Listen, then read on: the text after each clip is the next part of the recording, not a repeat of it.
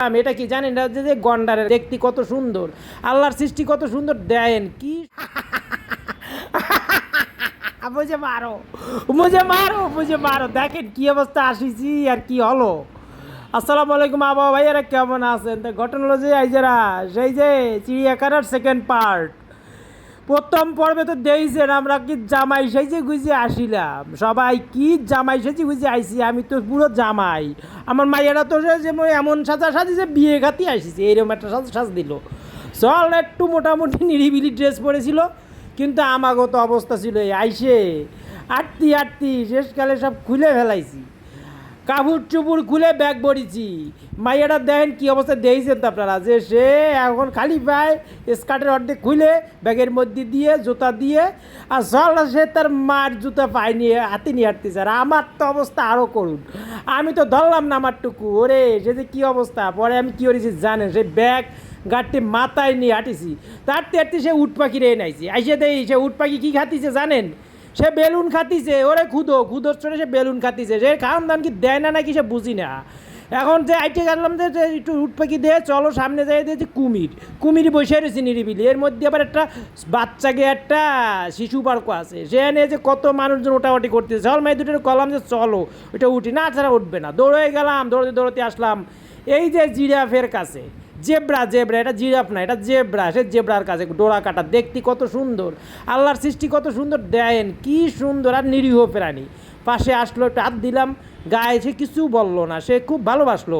তাই আমাকে একটু ভালো লাগলো। পরে আসলাম যে ঘোড়ার কাছে, ঘোড়ায় কিন্তু পেঁচে ঘোড়া, দেশি ঘোড়া, এগুলো কিন্তু সে যুদ্ধের ঘোড়া না। এই পেঁচে ঘোড়া দেখলাম, দেহের বড় বড় ঘোড়া কোয়ানে আছে সেটা দেখবে। হ্যাঁ দেখলাম যে দুড়ি, এই যে গাদা, এ তো বলগা হরিণ, এ একটা ধরনের হরিণ, সের মধ্যে আবার গাদা হাঁটতেছে। দেন হরিণের গাদা একসাথে, তাই দুটে। এই হচ্ছে যুদ্ধের ঘোড়া, আসে বড় বড় ঘোড়া। এর মধ্যে দৌড়তে দুটে আসলো, চলো এনে কি আছে দেই সে যে হাতি। দৌড়তে এসে হাতি দেখতেছি, সে যে কি জল খেলি করতেছে, সে খেলাধুলো করতেছে, সে যে কত রকমের খেলতেছে দুজনে। যে অনেকগুলো হাতি এসে দিয়ে বড় বড় এক একটা হাতি, যে একটা বাচ্চা মেরে ফেলালো না, যে হাতি চড়ায় যে তার শলটার মেরে ফেলালো, সেই হাতিটা হচ্ছে এই। সে হাঁটতেছে চলতেছে। পরে পিছনে আমরা চলো একটু রেস্ট নিই, এই রেস্ট নিয়ে একটু পানি টানি খাই, তারপরে পানি খাতি পিছনে দেখলাম যে মরুর দেশের জাহাজ। সে উট সে খাতিছে, সে তো মরু নেই, তারপরে তো সে ঘাস পাতা খাতি। এই হ্যাঁ কি জানেন, সেই যে হায়না দেখিলাম, হায়না একটা বাচ্চার হাত কেটে নিয়ে গেল, সেই হায়না কিন্তু দেখতে পারি নেই।